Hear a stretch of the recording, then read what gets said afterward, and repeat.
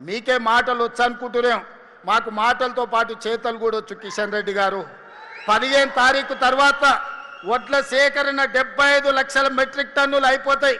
ఆ తర్వాత నీ సంగతి చెప్తా.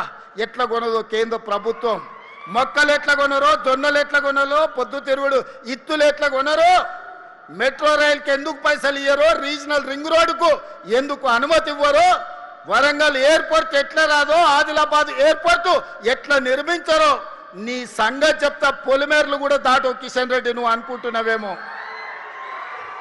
నీ కేంద్రంలో ప్రభుత్వం ఉంది, నరేంద్ర మోడీ గారు ఉన్నారని భయపెట్టాలని చూస్తున్నారు.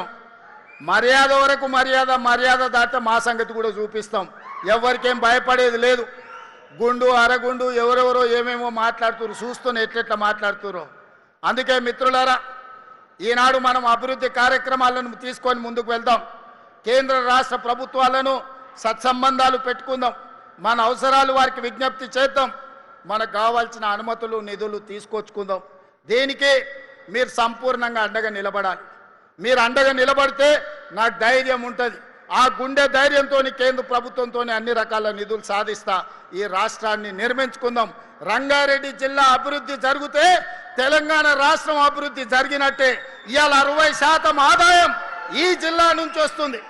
ఇక్కడ సంపాదించింది రాష్ట్ర నలుమూలల రైతాంగానికి, దళితులకు, గిరిజనులకు, ఆదివాసులకు, బలహీన వర్గాలకు అందరికీ ఈరోజు సంక్షేమ పథకాలను అమలు చేస్తున్నాం. అందుకే మిత్రులారా, ఇంత ఆలస్యమైన మంచి కార్యక్రమాన్ని ఏర్పాటు చేసి రైతులు వివిధ జిల్లాలలో రైతు వేదికల దగ్గర లక్షలాది మంది రైతులు ఈరోజు ఇక్కడ ఏం జరుగుతుందో చూస్తున్నారు.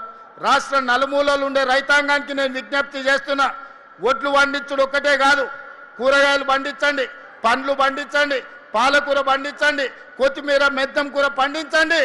అద్భుతమైన మార్కెట్ కల్పిస్తాం, ఆదాయాన్ని పెంచుతాం, దండగా అనుకున్న వ్యవసాయాన్ని పండుగ చేస్తాం, రైతుని రాజును చేస్తామని తెలియజేస్తూ మీ అందరి దగ్గర సెలవు తీసుకుంటున్న ధన్యవాదాలు మిత్రులారా.